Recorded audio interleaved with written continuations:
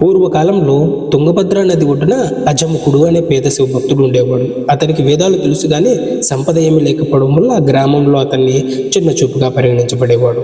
ఒకసారి గ్రామానికి దుర్గమాలిక రాక్షసులు దాడి చేశారు. ప్రజలు భయంతో పల్లెటూరు పరుగు తీశారు. కానీ అజముకుడు తన చిన్న గుడి వద్ద నిలబడ్డాడు. తన సులభమైన సాధన నది ఒడ్డున ఉన్న శివలింగం ముందు పూజ చేయసాగాడు. హృదయానికి భక్తి ఉత్సాహం కలిగించింది. రాక్షసులు దాడి చేయగా అజముకుడు ధైర్యంగా జపించాడు, ఓం నమ శివాయ అని. ఆ క్షణమే నది నుండి విశాలమైన దీపకాంతి ప్రసరిస్తూ రాక్షసులను భయపెట్టింది. అజముకుడు రక్షించబడ్డాడు. గ్రామ ప్రజల హృదయాల్లో భక్తి ధైర్యం చిగురించింది. కాబట్టి మన సామర్థ్యం తక్కువైనప్పటికీ మన దగ్గర శుద్ధమైన భక్తి ఉంటే ఏ దుష్ట శక్తినైనా ఆపగలం.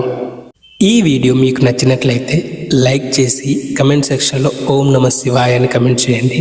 అట్లాగే నా ఛానల్ని సబ్స్క్రైబ్ చేసుకోవాల్సిందిగా ప్రార్థిస్తున్నాను. ఓం నమ శివాయ.